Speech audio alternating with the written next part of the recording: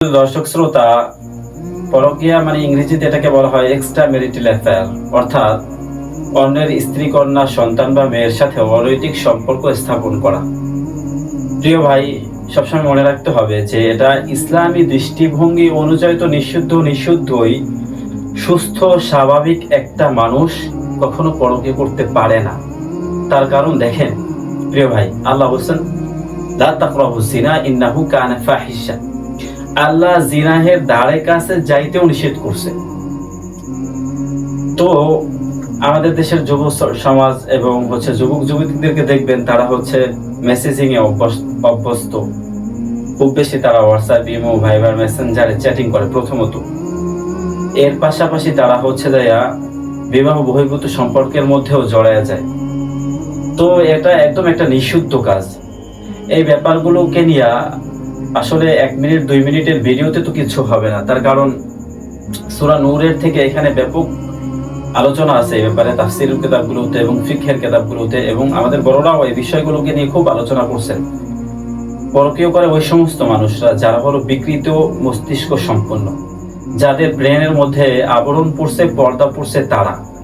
এবং দেখবেন খুব বড় বড় নিউজ মিডিয়াগুলোতে হেডলাইনে নিউজ আসে যে পরকীয়া করে বাচ্চাদেরকে ফেলে রেখে চলে গেলেন মা, অথবা পরকীয়া করে বাবা তার সন্তানদেরকে হত্যা করলেন, স্ত্রীকে হত্যা করলেন। এই ধরনের নিউজ আমাদের দেশে আজকে অ্যাভেলেবেল। তো কারণ কি? পরকীয়া করে মানুষ তার সব থেকে প্রিয় বাচ্চা, একটা বাচ্চার জন্য মানুষটা কত পাগল থাকে। যান না হসপিটালের বেডগুলো দেখেন,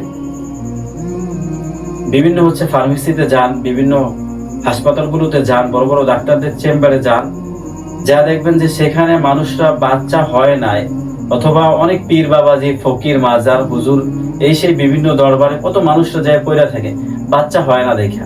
কত মানুষ আল্লাহর কাছে তাহাজ্জুদে কান্না করে, বাচ্চা হয় না। অথচ সেই এত আদরের বাচ্চা, কলিজার টুকরা বাচ্চাকে মানুষ পরকীয়া করার কারণে ফেলে রাইখা চইলা যায়, হত্যা কইরা চইলা যায়। কারণটা কি? কারণ হলো পরকীয়া করার ফলে মানুষের মস্তিষ্কের মধ্যে বিকৃত সাধন হয়, তার ব্রেনে একটি পর্দা পড়ে, আবরণ পড়ে।